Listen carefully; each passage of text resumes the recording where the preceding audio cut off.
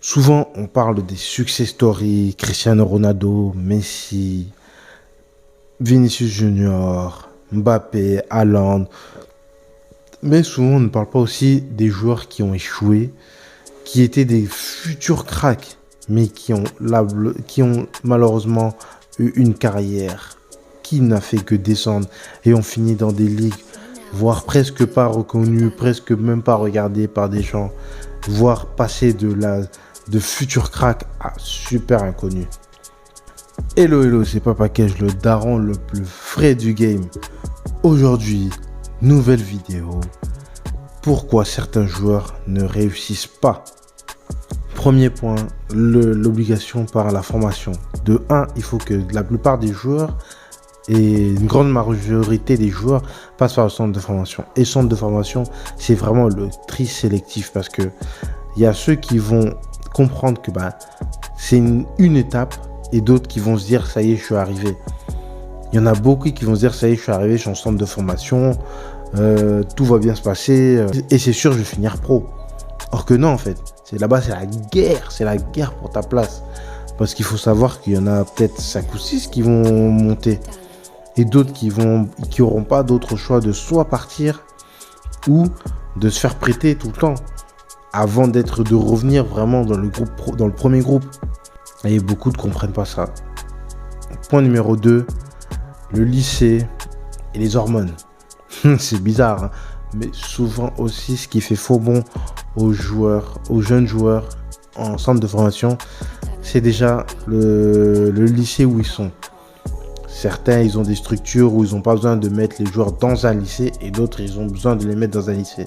Sauf que ceux qui sont dans un lycée sport-études, ils sont relâchés quand les hormones sont au maximum. Parce que il faut savoir que ces petits vivent et boivent, mangent, footent presque tous les jours. Moi, j'ai le témoignage d'un joueur actuellement professionnel que je connais personnellement.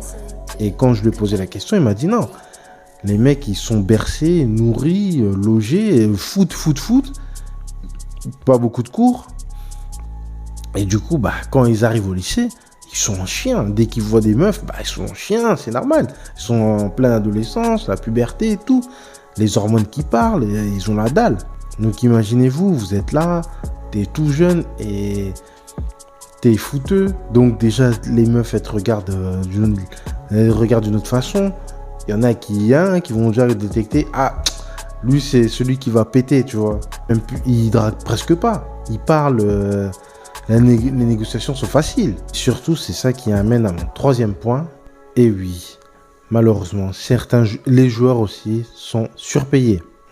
Qu'est-ce que j'entends par là? Donc, il y a un certain âge, je pense que c'est à partir de vers 16 ans, 16, 17, où ils commencent à déjà toucher de l'argent. Parce qu'il y a le contrat stagiaire là, et il y a aussi ceux qui ont leur premier contrat pro, mais qui sont encore en centre de formation, mais qui jouent en réserve et qui ont leur premier contrat pro. Et là, franchement, tu t'imagines, tu es encore en cours, mais tu touches déjà près 1005 minimum. Après, il y en a, ils vont toucher 3K. Imagine-toi, tu es un jeune joueur, tu es encore en centre de formation, mais tu touches déjà 2 à 3K. Donc tu touches plus que le professeur là en question là. N'oublie pas de me faire un AFB. Tu sais quoi, un AFB aide un frère à faire le buzz. Donc je t'invite à liker, à partager. Parce que vous êtes beaucoup à regarder mes vidéos, mais pas beaucoup d'abonnés. Donc moi je veux qu'on vise les 10 000 abonnés. Ok? Donc tu likes et tu partages. Imaginez-vous, le joueur il m'a dit ouais, t'as des petits. Des fois il regardait même plus les cours, il regardait juste dehors les voitures des joueurs qui passaient. Certains devenaient même impolis. J'en suis sûr, c'est ceux qui n'ont pas réussi et qui se sont fait dégager du centre de formation ou qui ont fini peut-être joueurs en R1 ou National 3 qui disaient au professeur « vas-y, je touche plus que toi ». Vous imaginez la phrase? Parce que le gars, il touche plus, il a de l'arrogance. Et forcément, vu qu'il touche des 3K, il commence un peu à entretenir sa famille. Parce que certains joueurs, ils sont issus de familles modestes, ouvrières. Et du coup, ils commencent à...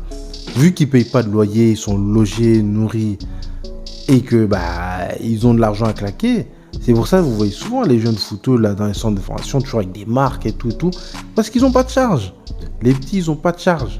Ils payent rien. Tout est aux frais du club. Voire certains ont même des équipementiers. Certains sont déjà sponsorisés par des marques dès le plus jeune âge. C'est très difficile. Et dernier point, l'impatience du jeune joueur face à la chance de l'autre. Oui, il y a des joueurs qui vont se démarquer, vous voyez. Des joueurs qui vont aller plus vite que l'autre, ceux qui sont plus talentueux que l'autre et ceux qui seront pris parce qu'ils sont beaucoup plus sérieux que les autres. Malheureusement, oui, c'est quelque chose qui arrive et qui est vraiment dans tous les centres de formation. Il y en a qui vont se démarquer. Forcément, il y en a peut-être l'autre qui va se démarquer parce c'est un bourreau de travail et du coup, il est reconnu pour ça et du coup, il va monter en équipe pro, en équipe première.